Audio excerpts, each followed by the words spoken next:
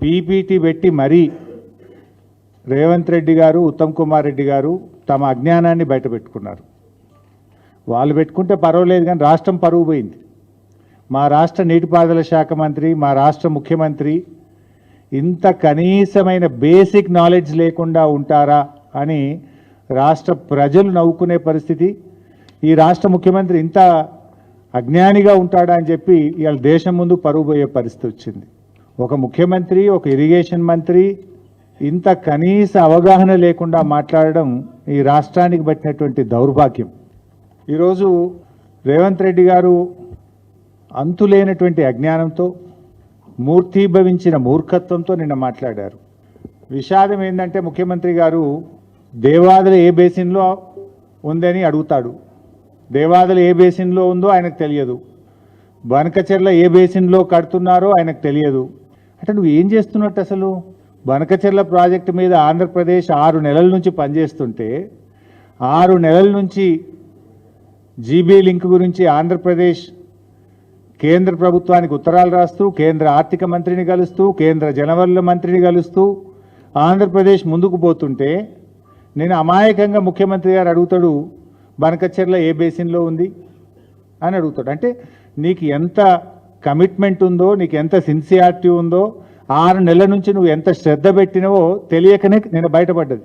ఆంధ్ర దోపిడిని అడ్డుకొని తెలంగాణ పొలాలకు నీళ్లు బారియవయా ముఖ్యమంత్రి, ఈ అక్రమ ప్రాజెక్టును ఆపవయా రేవంత్ రెడ్డి అంటే అది చేతగాక అడ్డు అదుపు లేకుండా అబద్ధాల ప్రవాహాన్ని నిన్న ముఖ్యమంత్రి గారు పారించే ప్రయత్నం చేశారు.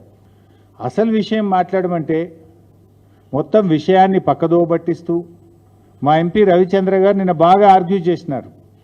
బీఆర్ఎస్ పార్టీ తరఫున ఈ ప్రాజెక్టును ఆపడానికి ప్రధాన ప్రతిపక్షంగా మేము పూర్తిగా సహకరిస్తాము.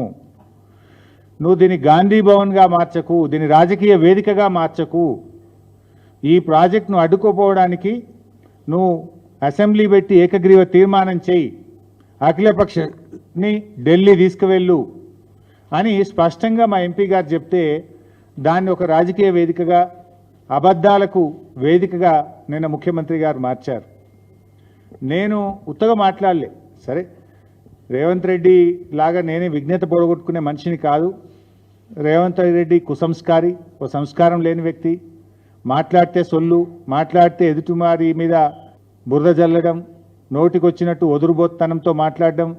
మాకేమో కొంత ఎథిక్స్ ఉన్నాయి, అట్లీస్ట్ కొంత క్యారెక్టర్తో. ఉద్యమాల్లో నుంచి వచ్చిన వాళ్ళం, పోరాటాల నుంచి వచ్చిన వాళ్ళం మేము. నీలాగా అడ్డమైన తొక్కులు దొక్కొని వచ్చిన వాళ్ళం కాదు మేము. ఆయన ఎవరో ఒక ప్రజెంటేషన్ ఇచ్చిండు, ఐ థింక్ డిడి గోదావరి, ఆయన సుబ్రహ్మణ్య ప్రసాద్. నేను చూస్తూ ఉంటే వీడియోలో ఆ సుబ్రహ్మణ్య ప్రసాద్ నిన్న ప్రజెంటేషన్లోనే స్పష్టంగా చెప్పిండు. ఏం చెప్పిండు? సార్, తెలంగాణ రాష్ట్రము 968 టీఎంసీలకు ప్రాజెక్టులు రూపకల్పన చేసింది. 968 టీఎంసీలకు ప్రాజెక్టులను డిజైన్ చేసి గ్రౌండ్ చేసింది. అందులో 946 టీఎంసీలకు కేంద్ర జలవనరుల సంఘం హైడ్రాలజీ క్లియరెన్స్ ఇచ్చింది. అంత స్పష్టంగా చెప్పిండ్రు. నువ్వు 1000 ఇచ్చిగా మొత్తం తీసుకుపోవటం ఏందాను? నువ్వు చంద్రబాబు ఇంకా నీకు చంద్రబాబుని అడుక్కునే బుద్ధి పోతున్నట్లేదు. చంద్రబాబు దయా దాక్షిణ్యాల మీద బతుకు నీకు ఇంకా సోయి నుంచి వెనక్కి బయటకు వచ్చినట్టు లేవు. నువ్వు చంద్రబాబు ఇచ్చేదేంది 1000 టీఎంసీలు? It is our right. Telangana రాష్ట్రానికి ఆల్రెడీ ఉమ్మడి ఆంధ్రప్రదేశ్లోనే 968 టీఎంసీలు కేటాయిస్తూ జీవోలు ఇచ్చారు.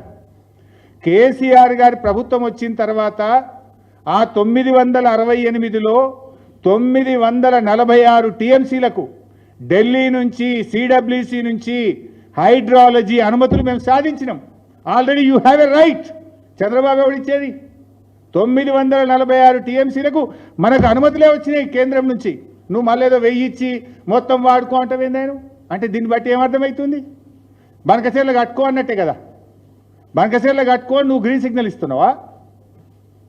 946 మనకు ఉండే ఇంకో 20 టీఎంసీలది వార్దా, తమ్మిడిహట్టి వార్దా ప్రాజెక్ట్ సంబంధించి ఢిల్లీలో ప్రాజెక్టు పరిశీలనలో ఉంది. దానికి కూడా సూత్రప్రాయంగా కేంద్రం అంగీకరించింది. ఈ 946 కాక ఆ 20కి కూడా మన కాళేశ్వరంకి అనుమతి ఇచ్చేటప్పుడే ఆ 20 టీఎంసీకి కూడా సూత్రప్రాయంగా అంగీకరించిండ్రు.